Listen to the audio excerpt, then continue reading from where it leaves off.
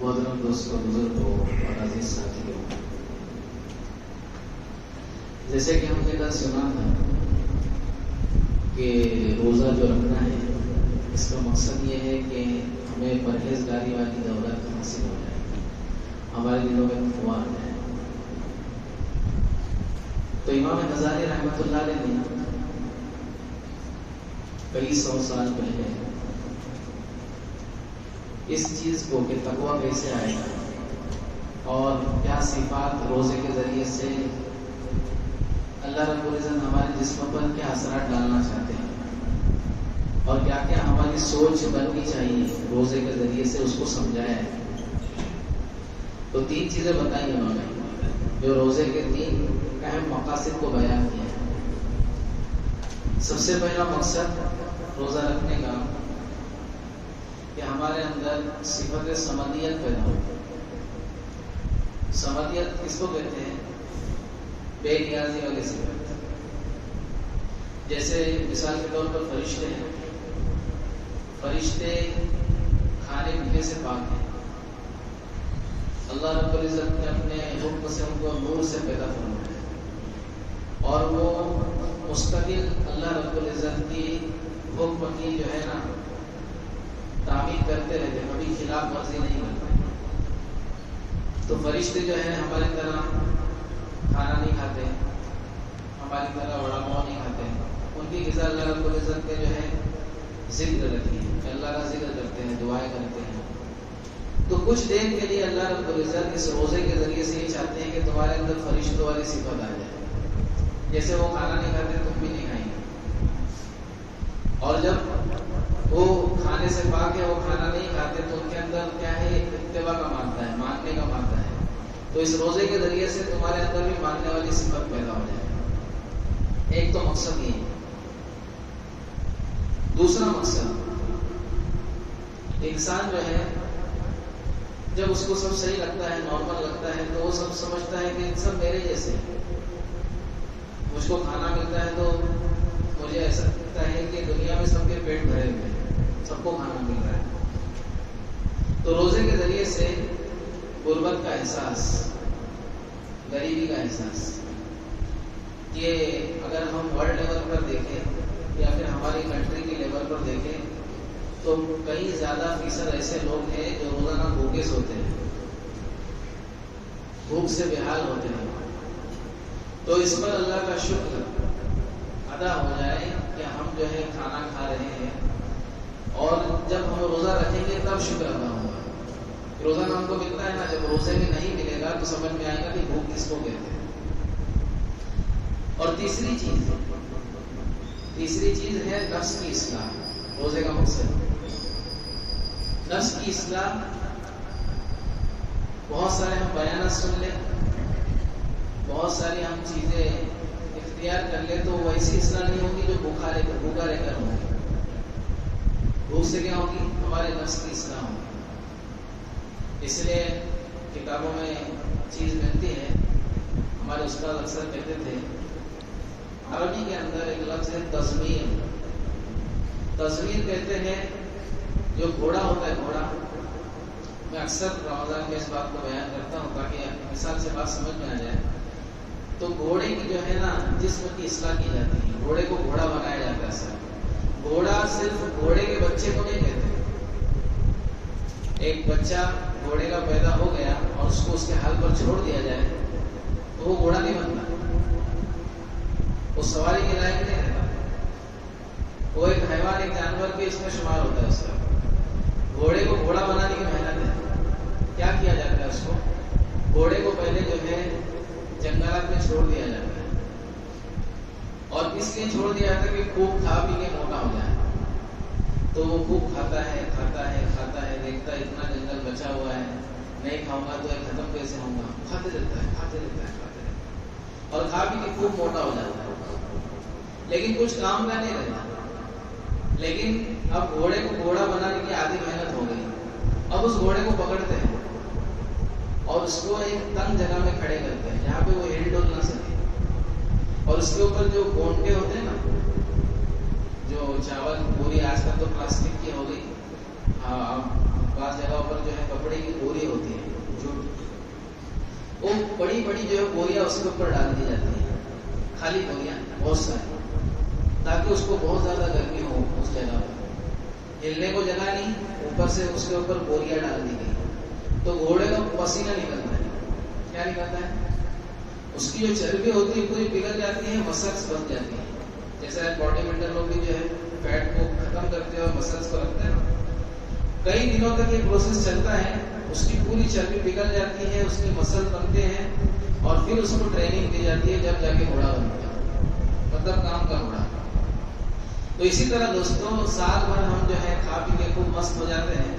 اب روزے کے ذریعے سے ہماری تزمین کی جا رہی ہے، ہمارے جسم کی اور ہماری روح کی، اصل تو روح کی اصلاح کی جا رہی ہے. اس روزے کے ذریعے سے ہمارے اندر جو فاسد مادے آ گئے ہیں، ہمارے جسم کے اندر، ہمارے روح کے اندر جو خرابی آ گئی ہے، اس روزے کے ذریعے سے اس کو نکالا جاتا ہے. کتنے دنوں کے لیے؟ 1 سال کے لیے. پھر آئندہ اتنا ہونے والا انشاءاللہ. انسان ہے نا، اس کی چالی اترتے رہتی ہے موبائل کی طرح. اسی طرح دوستوں آپ دیکھیں گے کہ بھوک ایسی چیز ہے نا کہ یہ انسان کو ہوشیار بناتی ہے. وہ کیا کرتی ہے؟ انسان کو ہوشیار بناتی ہے. میں کہیں بھی جاتا ہوں تو ایک الگ چیز میں دیکھتا ہوں، الگ چیزوں کو الگ نظریے سے دیکھتا ہوں کسی بھی چیز کو. ابھی میں اسے گارڈن گیا تھا بچوں کو لے کر، تو میں نے غور کیا جو مالدار لوگوں کے بچے ہوتے ہیں یا مڈل کلاس فیملی ہوتی ہے ان کے بچے ہوتے ہیں، اور جو جھوپڑ پٹی کے بچے ہوتے ہیں، بہت فرق ہوتا ہے. میں نے دیکھا کہ وہ بچے جو ہے نا ایک دم پھرتی سے چستی سے کھیل رہے ہیں، جھولے گلے نمبر لگا رہے ہیں، ادھر اڑی مار رہے ہیں، ادھر مار رہے ہیں. اور جو مالدار لوگ کے بچے ممی ڈیڈی کہتے ہیں، کیا کہتے ہیں؟ ممی ابا نمبر نہیں آگا، اور وہ لوگ نمبر لے رہے ہیں. تو انسان کو جو ہے نا اس کے حالات، اس کی بھوک جو ہے ہوشیار بناتی ہے. ایک میرے دوست ہیں بڑی عمر کے میرے سے، انہوں نے اسکول کا منہ نہیں دیکھا، اسکول کا منہ کبھی نہیں دیکھا، اسکول گئی نہیں، اور نہ مدرسے کا منہ دیکھا. لیکن اگر میں ان کو یہاں پہ کھڑا کروں یا کسی انگریز کے ساتھ ان کو بات کرنے کا موقع دیا جائے تو ان کے سامنے انگریز انگلش بات میں فیل ہو جائے. پڑھنے نہیں آتا ہوں، اگر کوئی لکھ کر ان کو جو ہے کوئی چیز دے MAN مین، تو ان کو مین سمجھ بھی نہیں آئے گا وہ لکھا ہوا. لیکن انگلش ایک دم جو ہے تیزی کے ساتھ بات کریں گے.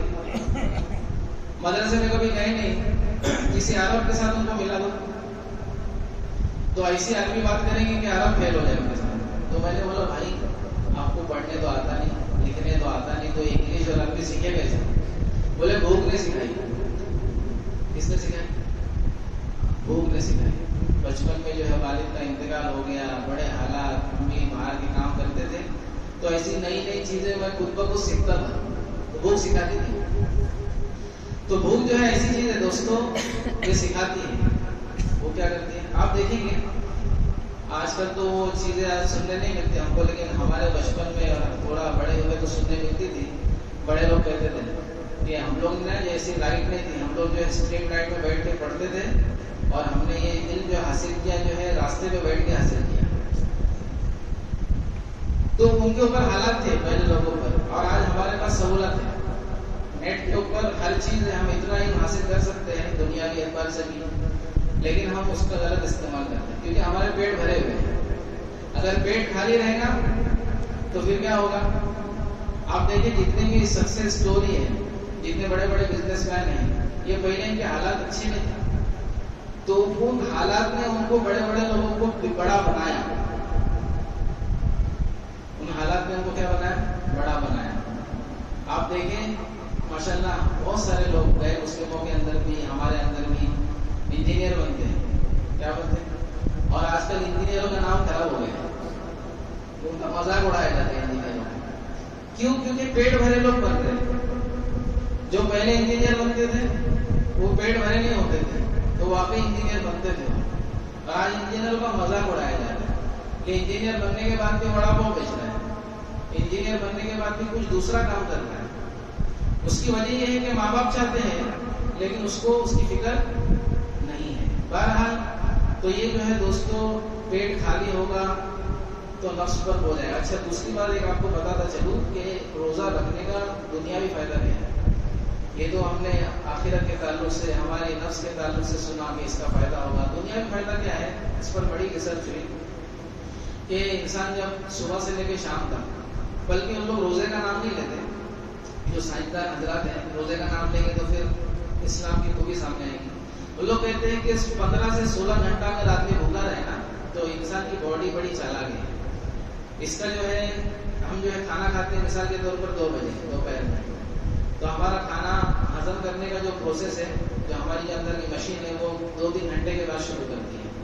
پھر وہ 2-3 گھنٹے ہوتے نہیں ہمارا کھانا ہضم ہونا شروع بھی نہیں ہوتا، پھر ہم 5 بجے کی چائے پی لیتے ہیں.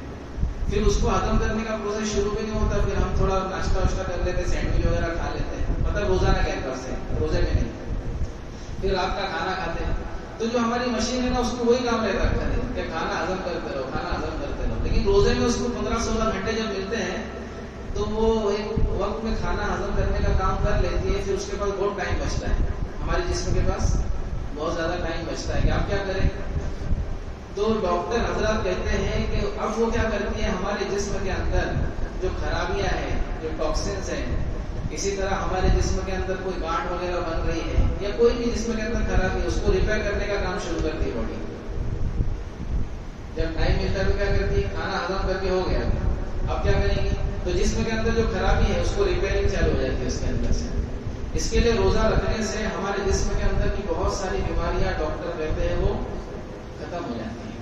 حتیٰ کہ میں نے ایک جگہ پر پڑھا کہ کینسر بھی ختم ہوتا ہے، وہ پورا اس کو اندر سے ریپیئرنگ کر دیتی ہے. ہماری باڈی اللہ نے ایسے بنائی ہے، بہت چالاک ہے ہماری باڈی. تو دوستوں روزے کے دنیاوی بڑے فائدے ہیں، اخروی بھی بڑے فائدے ہیں.